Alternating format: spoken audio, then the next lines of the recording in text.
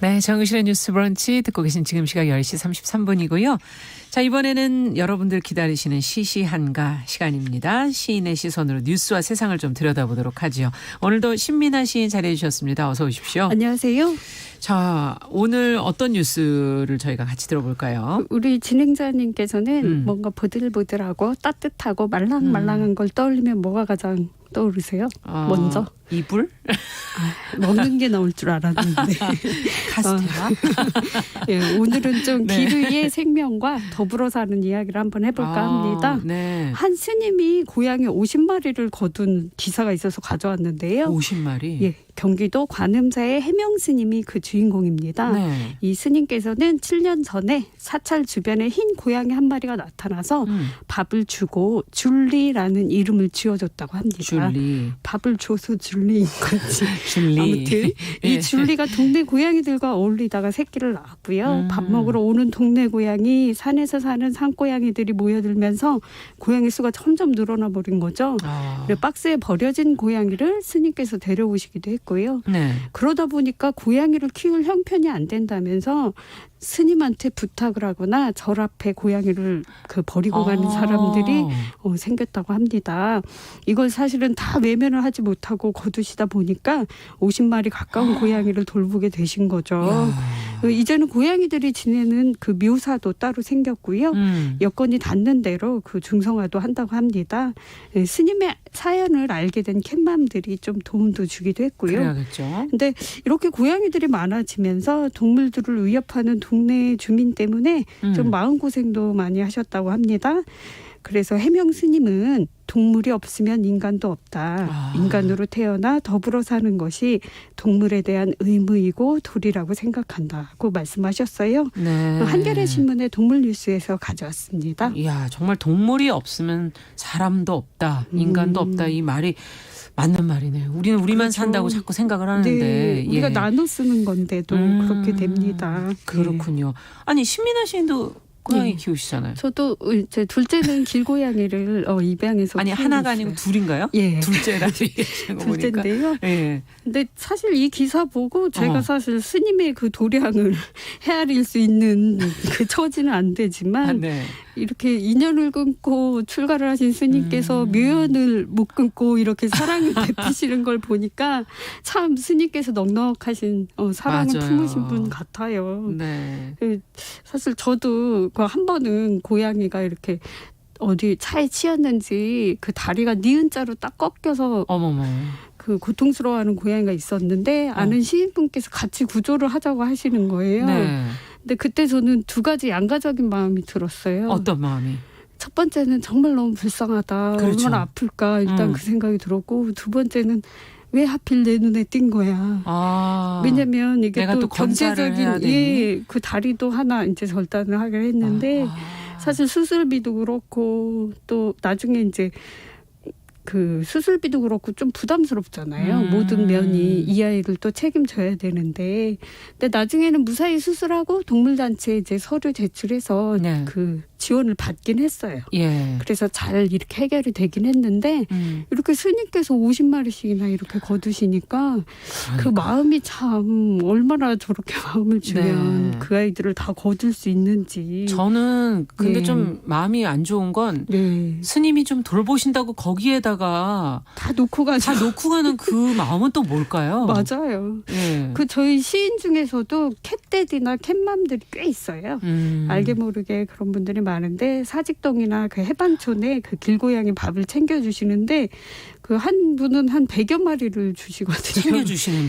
예, 근데 와. 왜 그러냐면 처음엔 그렇게 많지 않았어요. 예. 근데 그런데 이제 이사 가시면서 또 저분이 주는 걸 아니까 사람들이 이렇게 부탁하고 떠나거나 아니면 그냥 마을에서 하다가 그냥 떠나는 경우가 많아서 굉장히 그게 좀. 야, 사료값도 100마리 정도면 그럼요. 만만치가 않겠네요. 그래서 알게 모르게 시인들이 또 이렇게 뭐 형편 닿는 대로 좀 돕기도 하고 바자회도 열기도 하는데 아무래도 조금 어려운 거는 그 매일 밥을 줘야 되는데 50마리는 밥 주는데도 시간도 꽤 걸리겠는데요. 그렇죠. 그리고 이사도 못 갈 정도로 또 계속 그 자리에서 밥을 기다릴 거 아니에요. 비용이나 체력적인 면도 많이 힘든 일이고 또 사실은 고양이 싫어하시는 분들도 많잖아요. 그렇죠. 예, 그분들도 이해는 가요. 그리고 고양이 우는 소리가 싫다, 눈이 무섭게 그렇죠. 생겼다 해서 또 배설물 막 이렇게 싫어하시는 해놓는다거나 분들도 쓰레기봉도 뜯어놓는다고 싫어하는 분들도 있죠. 굳이 그렇군요. 왜 길고양이 밥을 주냐 하고 항의하시는 분들도 많아서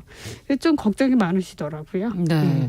정말 이렇게 갈등도 남의 일이 아닐 것 같고 네. 예. 참 이런 일도 좀 사그라들어야 될 것 같은데 그러면 오늘은 여기에 적합한 시는 어떤 시가 있을지 오늘은 시 제목이 참 귀여워요.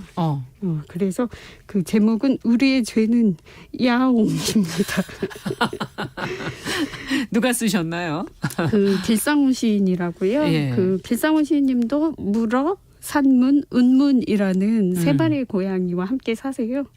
근데 한번 고양이 키우는 시인들끼리 좌담을 하기도 했습니다. 어떻던가요?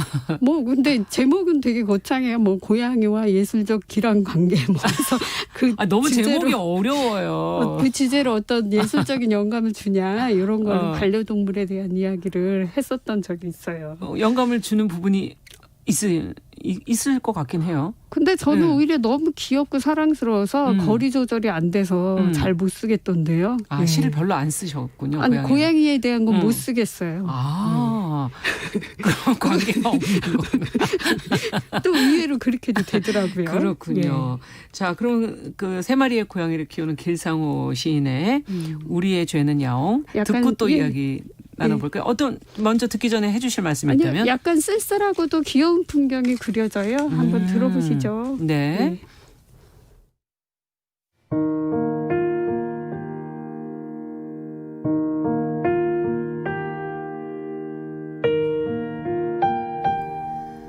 아침 창유리가 흐려지고 빗방울의 방이 하나둘 지어졌네.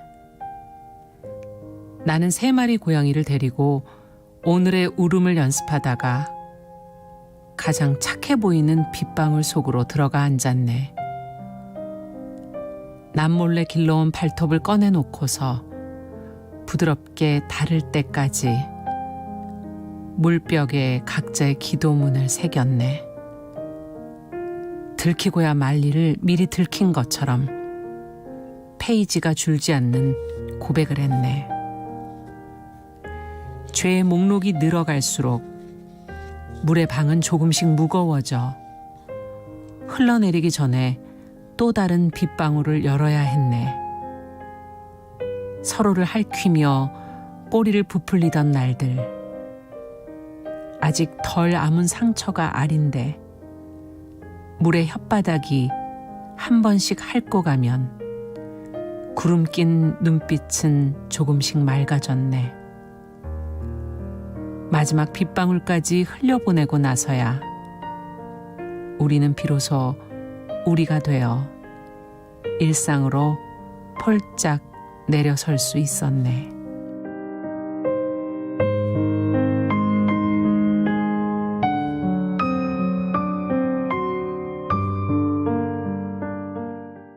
네, 길상호 시인의 우리의 죄는 야옹 들어봤습니다. 오늘처럼 쓸쓸하지? 흐린 날에 참 어울리는 시기도 그러네요. 하고 뭔가 빗방울이 하나둘 이렇게 떨어지면 눈물이 주르륵 흐르는 것 같기도 하고 빗방울 그 동그란 빗방울 안에 시인과 고양이가 이렇게 같이. 방 안에 같이 있는 것처럼 느껴지기도 하고요. 어떤 장면일까요? 그러니까 어느 날 시인은 이렇게 눈물이 차올라서 어떤 날은 울지 않고는 그 하루를 배길 수 없는 날이 있잖아요. 그렇죠. 거기다 또 밖에는 비까지 오고요. 더 눈물이 흐르는 날이죠. 그렇죠. 그런 날은. 그래서 그때는 누군가한테 받은 상처 때문에 혹은 내가 발톱을 세우고 누군가를 핥힌 기억 때문에 아마 그 하루는 상처와 후회로 이렇게 번졌나 봅니다. 근데 그 옆에 시인의 사랑스러운 고양이가 있었겠죠. 그래서 어떤 때는 저는 반려동물이 옆에 이렇게 가만히 있어주는 것만으로도 그 마음의 눈물방울을 이렇게 핥아주는 것 같아요. 맞아요. 저도 부화가 날 때는 그 고양이 발에 젤리라고 부르거든요. 말랑한 부분. 예, 그걸 이렇게 만지작거리면 마음이 마시멜로처럼 이렇게 말랑말랑해지면서 좀 화가 누그러지기도 하더라고요. 맞아요. 이 눈물이 흐를 때는 그 눈이 흐려서 보이지 않지만 눈물이 실컷 빠지고 난 뒤에는 눈이 맑아지잖아요. 그렇죠. 그리고 실컷 울고 나서 다시 일상으로 갈 수 있잖아요. 맞아요. 그러니까 그 옆에 어떻게 보면 이건 단순히 인간의 감정을 동물한테 투사한 거야 이렇게 말하는 분이 있을 수도 있지만 저는 시인이 그것을 넘어서서 이런 동물과 생명에게서 얻는 힘과 위안 그리고 우리가 다시 일상으로 폴짝 내려갈 수 있는 힘을 주는 네. 그런 느낌으로 쓴 시가 아닐까 생각해요. 야, 근데 정말 이거는 고양이기 때문에 이런 상처를 서로 주고받는 그 상황을 묘사하기 좋은데 네. 개라면 어떻게 해야 돼? 걔도 핥았겠죠. 뭐 긴 축축한 혀로 내 얼굴을 핥아주는 그런 경험도 있었습니다. 네. 예. 저는 강아지를 키우다 보니 혼자 딴 생각을 그렇죠. 좀 하고 있어요. 하얀 강아지를 키우고 계시죠?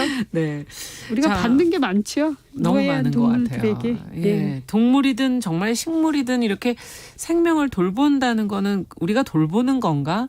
아니면 돌봄을 받는 건가? 뭐 이런 생각이 맞아요. 들기도 역으로. 하면서 예. 이런 분들에게 또 예. 끝으로 한 말씀 해주신다면. 그 사실 그 현재 공적 사업으로 TNR이라고 해서 네. 길고양이 중성화 사업을 진행하고 있잖아요. 예. 그러니까 고양이 귀를 보시면 살짝 한쪽 귀가 잘라진 고양이를 볼 수 있는데 그게 바로 TNR 표시거든요. 네네.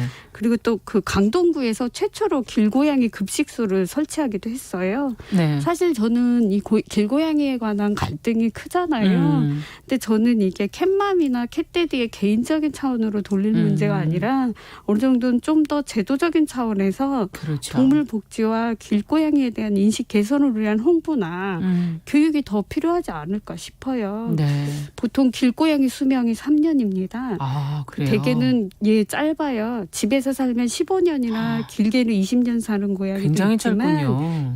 근데 대개는 교통사고를 당하거나 사람들이 먹는 짠 음식을 먹고 신장이나 뭐 이런 게 망가져서 3년을 넘기기 힘들거든요. 그래서 이제 날도 더 추워지는데 우리가 이 작은 생명들과 함께 그렇죠. 서로 좀 덜 갈등을 일으키면서 지혜롭게 공존할 수 있는 방법이 뭘까요? 네. 같이 생각을 한번 해봅시다. 네, 질문을 던져주셨네요. 예. 네, 자 오늘 신민아 시인과 함께한 시시한가 해명 스님의 이야기와 함께 생명을 거두고 돌보는 마음을 한번 생각해봤습니다. 말씀 잘 들었습니다. 감사합니다.